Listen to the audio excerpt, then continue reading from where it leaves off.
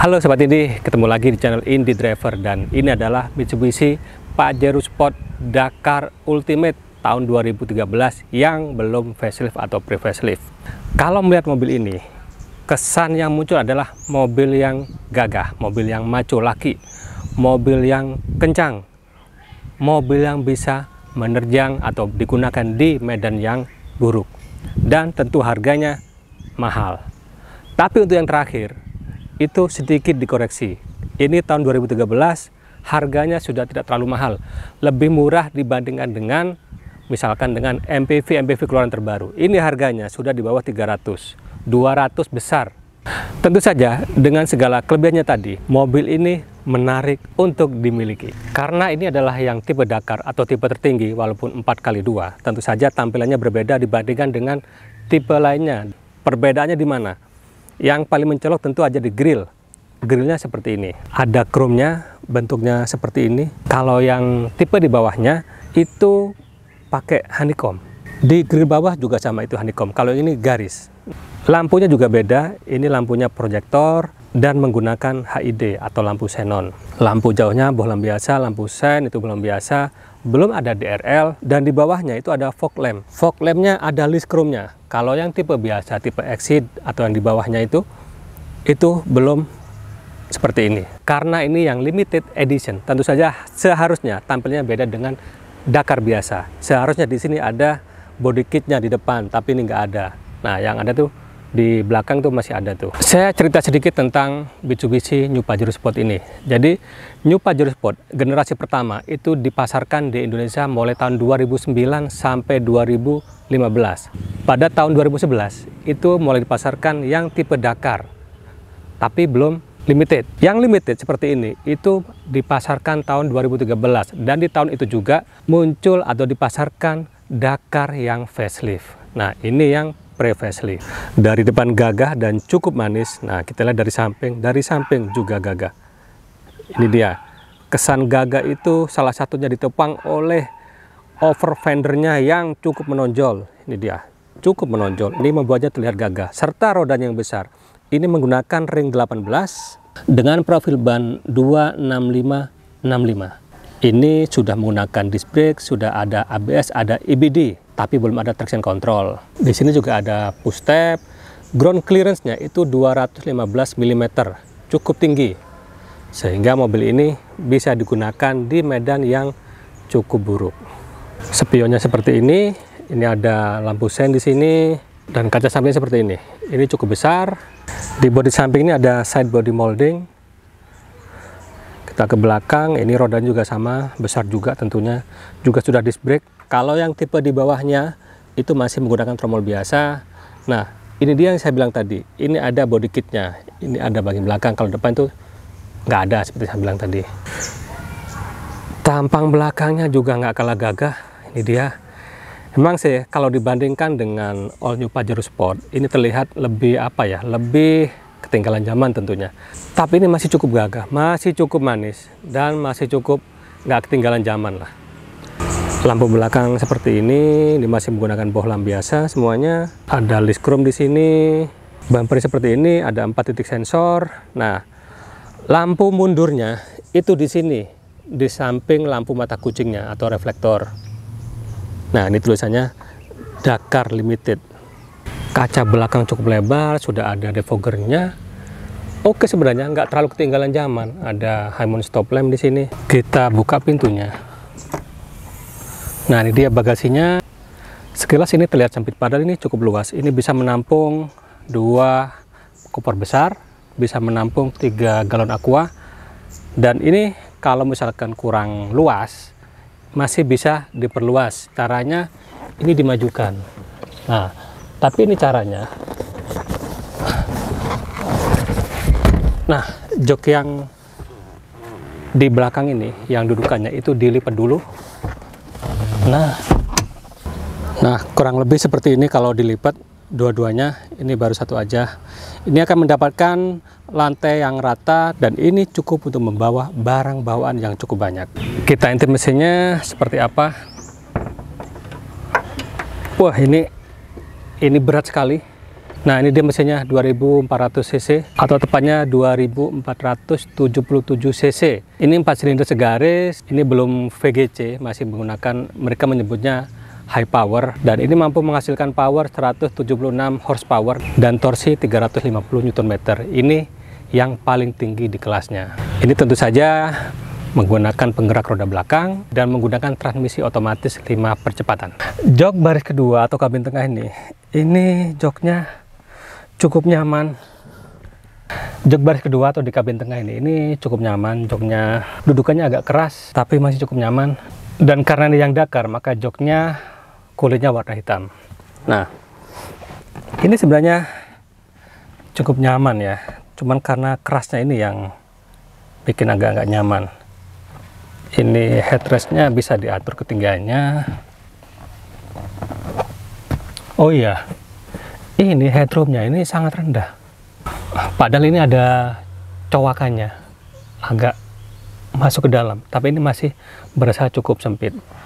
Nah, kalau kita maju ke sini, ini benar-benar hanya 1 jari segini. Sedangkan kalau legroomnya ini cukup luas, sekitar 20 cm. Ini tidak bisa maju mundur, tapi ini bisa reclining.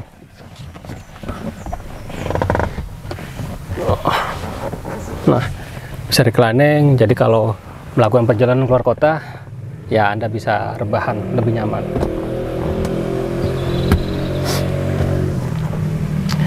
Di sini juga ada armrest, tapi untuk menariknya itu agak perjuangan ya. Mungkin karena udah usia kali ya.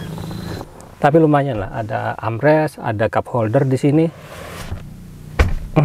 Dan secara teori di sini di baris kedua ini bisa untuk 3 penumpang yang di tengah di sini. Nah, untuk penyimpanan cukup banyak. Di sini ada side back pocket, di door trim ini ada penyimpanan kecil, di hand gripnya ada cup holder di bawahnya. Ini armrest di door trim ini empuk, di sisi ini juga empuk, yang atas keras. Ini oke lah, ada wood panel, ada list chrome di sini, jadi kelihatan ya sedikit lebih bagus. Lampu kabinnya masih bohlam biasa. Sayangnya untuk kenyamanan, khususnya untuk kesejukan dalam kabin, jok baris kedua atau kabin tengah ini nggak ada blower AC-nya. Jadi AC dari mana? Dari depan. Nah, yang belakang justru ada. Kenapa di sini tidak ada? Karena di sini plafon mobilnya ini digunakan untuk space sunroof. Di sini ada hand grip, ada pegangan. Mungkin kalau lagi lewat jalan yang bergoncang-goncang, nah bisa pegangan gini. Sekarang kita ke jok baris belakang. Ini one tumble touch. Nah, kita naik ke sini dari sini. Wow.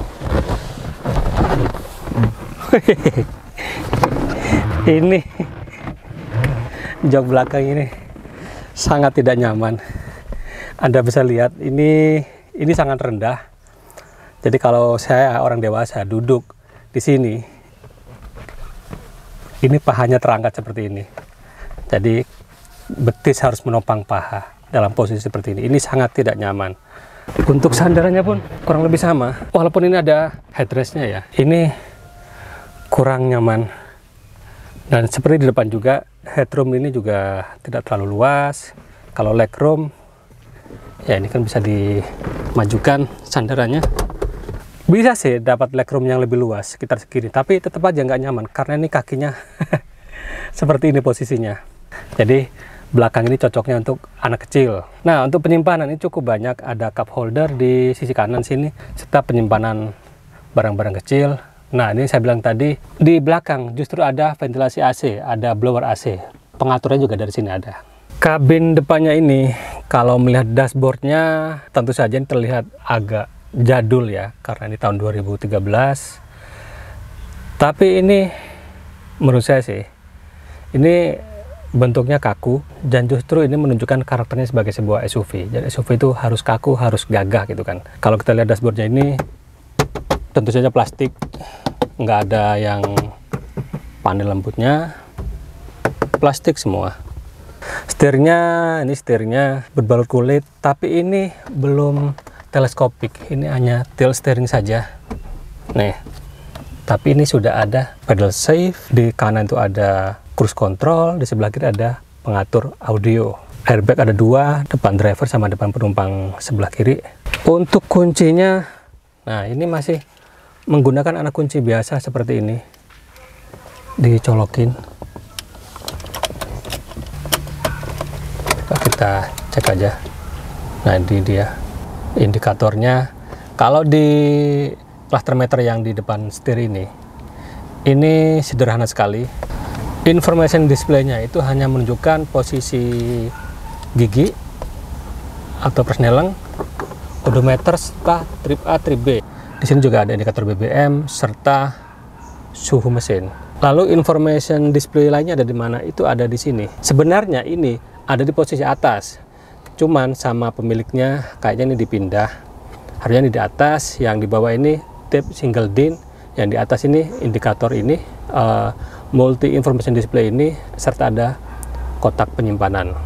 Kalau tidak salah seperti itu, kalau salah tolong dikoreksi ya. Informasi di sini itu ada fuel consumption, ada range, ada speed average, ada outset temperature, ada elevation, banyak barometer, serta tanggal. Nah, untuk AC-nya yang pre-facelift ini masih menggunakan knop-knop dan masih manual ininya. Belum auto climate control, tidak ada indikator berapa suhunya. Untuk power window hanya sisi driver yang auto. Spion sudah ada pengaturannya, bisa dilipat. Lampunya masih manual, wiper juga masih manual. Untuk penyimpanan itu cukup banyak. Di sisi driver, di door trim ini ada penyimpanan kecil di atas, di bawah ada cup holder, ada penyimpanan lain. Di sini juga ada, di bawah AC sini juga ada penyimpanan, ada space penyimpanan cukup banyak. Cup holder di sini juga ada. Di sini juga ada konsol box yang bertingkat, sekaligus armrest tapi tidak bisa maju ke depan. Handbrake masih manual. Untuk transmisi seperti saya bilang tadi, ini otomatis 5 percepatan. Penyimpanannya juga ada, belum soft opening. Nah, untuk sun visor-nya ini ada cermin, nggak ada lampu, sama di sana juga. Di sini ada lampu kabin. Nah, ini dia menariknya. Ini karena tipe Dakar, tipe paling tinggi. Di sini ada sunroof. Untuk membuka penutupnya itu masih manual, tapi untuk membuka sunroofnya, nah ini auto. Nah, kalau Anda pengen mobil yang ada sunroofnya, tapi harganya cukup terjangkau, ini bisa jadi pilihan. Untuk joknya ini tentu saja kulit sama kayak di belakang warna hitam. Tapi yang saya komentar di sini, joknya ini menurut saya ya, ini kurang nyaman. Ini terlalu menonjol bagian punggungnya. Jadi punggung tuh kayak mengganjal gitu loh. Tapi mungkin bagi sebagian orang tidak masalah. Dan jok ini tentu saja bisa maju mundur, bisa reclining, dan bisa diatur ketinggiannya walaupun masih manual menggunakan putar-putar. Kita jalan saja untuk merasakan seperti apa mobil ini.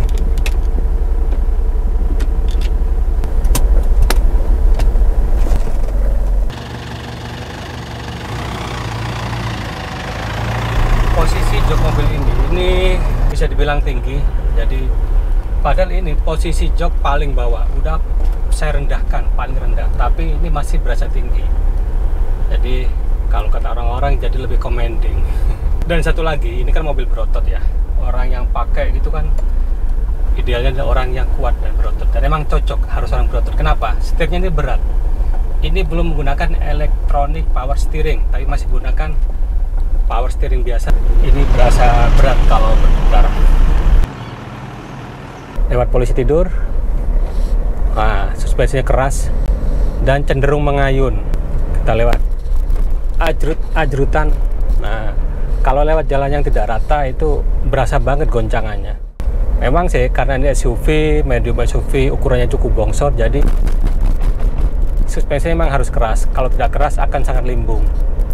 Ini aja pasti limbung, apalagi kalau suspensinya tidak keras. Kalau visibility ini cukup oke. Ini juga sedikit terbantu dengan posisi joknya, posisi duduknya yang cukup tinggi, sehingga kita bisa mengontrol semuanya. Bahkan sampai di ujung kap itu terlihat. Di kanan kiri juga sama, terlihat dari spion cukup besar. Kekedapan kabin, kalau suara-suara dari luar ini samar-samar sih. Yang sangat terdengar, sangat mengganggu bagi saya adalah suara mesin. Oh, derunya tuh masuk ke kabin. Ini dibuka aja kali ya. Nah, biar terang. Untuk akselerasi ini tentu saja sedikit agak berat dan ada jeda ya kalau saya nginjek pedal gas itu. Sedikit ada jeda. Tapi begini, menurut saya untuk sebuah mobil yang usianya hampir 10 tahun ini masih terbilang oke lah. Masih nyaman dikendarai dan yang pasti kesan gagahnya itu, image bahwa mobil ini mobil yang gagah, mobil yang bisa digunakan di berbagai medan yang semi-semi off-road, itu nggak luntur. Dan gengsinya pun, mobil ini masih dianggap sebagai salah satu SUV medium yang cukup bagus. Nah, ini saya lagi ngisi solar. Salah satu kelebihan dari mobil ini adalah dia bisa meminum solar yang kurang bagus. Jadi mau dikasih solar busuk, biosolar ataupun solar yang biasa, itu masih oke. Tapi Anda harus rajin-rajin sering ganti filter solarnya. Terima kasih, Mas.